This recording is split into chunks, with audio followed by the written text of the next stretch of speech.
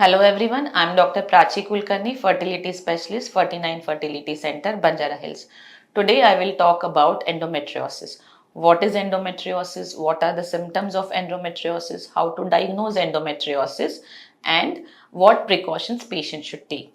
So endometriosis word has come from endometrium. Endometrium is the inner layer which lines the uterus. This is the layer which undergoes changes along with your menstrual cycle. When you have bleeding in periods, this layer sheds off in the form of blood, and this layer then again forms under the influence of estrogen hormone which is coming from the ovaries, so that your uterus is ready to accept the pregnancy around ovulation. So this layer is hormone sensitive and it responds to estrogen and progesterone hormones. So this layer, suppose if it is implanted at other places other than the inside of the uterus, then the condition is called as endometriosis. So where all this layer can get implanted? So it can get implanted on the outer surface of the uterus. It can get implanted on the tubes. It can get implanted inside the ovary, or it can also get implanted into the muscle layer of the uterus. Based on where all it is implanted, the symptoms will come and the associated complications may happen. So what are the symptoms of endometriosis? Because this layer, wherever it is implanted, it will also undergo the same changes as your uterine lining. So when you're having periods, this layer is bleeding or shedding off. Similarly, wherever it is implanted, it will bleed and can cause blood clots and adhesions. Means the organs which are around will get stuck to each other. There are inflammatory changes. There's swelling in the organs wherever it is implanted. So these issues will cause symptoms. So if it is inserted in the muscle layer of the uterus, then it is called adenomyosis and it causes period cramps. Such severe cramps that sometimes the patient is not able to continue her day-to-day activity, has to take a day off from her work, or has to take help of medications to relieve this pain. So this causes dysmenorrhea or severe period pain. So if this layer is implanted on the tubes, then what it can cause? So the tube is a structure where egg and sperm meet and fertilization happens. Suppose this layer is implanted on the tubes, then there might be swelling in the tube. There might be fluid accumulation in the tube, which we call as hydrosalpinx. Sometimes even blood accumulates in the tube, which we call as hematosalpinx. Or the tube may get blocked. Or what may happen is, because of the adhesions, there might be kinking of the tube, or the tubo-ovarian relation may get disturbed. All these things will lead to infertility, because if the tube is affected, egg and sperm cannot meet in the body. So this leads to infertility. So if it is implanted in the ovary, what it can cause? Then it can cause something called as chocolate cyst or endometriotic cyst. So these cysts are actually like blood clots, and what it may also affect is the egg reserve. The surrounding follicles may also have the effect of these endometriotic cysts, and they may have the poor quality egg, or the number of eggs will drop down at younger age because of endometriosis. It may also cause problem in ovulation. So this also leads to infertility or problems in conceiving. So these are the symptoms which are happening because of the sites of implantation specific to the condition. So what may happen if the lining is implanted on the urinary bladder or the intestines? Then all these organs also may come together and stick, and there might be swelling in these organs. So the symptoms can be, if it is implanted in the urinary bladder, can be sometimes blood in the urine at the time of periods, or it can be blood if it is in the bowel. It can be blood in the stools at the time of periods, or it can also cause dysuria, pain during passing urine, or it can also cause a problem in passing motions. It may cause pain during passing motions if your bowel is affected. Then also it may cause something called as dyspareunia, means problem or pain during intercourse. So what may happen if the organs are stuck together? When husband and wife meet, there will be severe deep pelvic pain. So these patients are not able to have the proper intercourse because of the pain. So these are the symptoms of endometriosis based on where all it is implanted.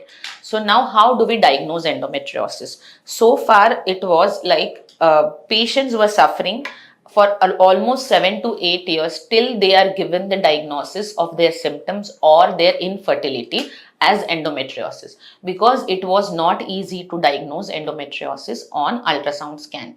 But now with the advanced machines, the good quality ultrasound machines and the expertise of the person who's doing the scan, we can diagnose endometriosis at an early stage. So if you have any such symptoms, then please visit a fertility specialist who's expert in doing scans to diagnose endometriosis on ultrasound. Also, what you should do is get yourself evaluated for your egg reserve in the form of AMH hormone or the follicle count on ultrasound. So any of these things are suggestive of low reserve along with endometriosis.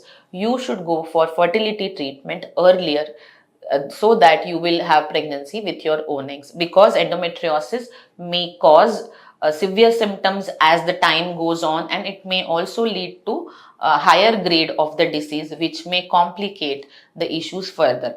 So suppose if you're diagnosed with endometriosis on ultrasound, then based on your age, your egg reserve, the doctor will guide you how to move further. If you can try IUI, you can try IVF. If you're not married, if you're very young and you're not having plans of pregnancy immediately, then you may consider going for an option of egg freezing also, because if we freeze the eggs or if we preserve the fertility at right age, then if suppose your disease progresses and you end up with very low egg reserve, you can still conceive with your own eggs. So these were the about the diagnosis of endometriosis. So now what is another way to diagnose endometriosis? So endometriosis can also be diagnosed on MRI, pelvic MRI, and it can also be diagnosed at the time of diagnostic laparoscopy. So what we do in diagnostic laparoscopy, we put in a camera inside the abdomen and we see the pelvic organs so that we can see where all endometriosis is deposited, if there is any hydrosalpinx, if there is any endometriotic cyst. So surgically, when we are diagnosing endometriosis, we also grade the endometriosis. Grade 1 being the milder variety, grade 4 is the severe variety, where we call it frozen pelvis, means all the organs are attached to each other or stuck together. So these are the ways to diagnose endometriosis. Sometimes endometriosis can be without any symptoms. So if you are not conceiving naturally, then it is better to consult a good fertility specialist to rule out endometriosis. So the doctor will perform an ultrasound scan and will also check your egg reserve to rule out endometriosis. So this was diagnosis of endometriosis. Now coming to the treatment of endometriosis. How do we treat endometriosis? So depending on the symptoms, we treat the endometriosis. So if somebody has period pains, we will give medicines to control period pains. Sometimes we may give medications to temporarily suppress ovulation so that your hormones will not increase these lesions of endometriosis, but this suppression will be temporary only till the effect of hormones last.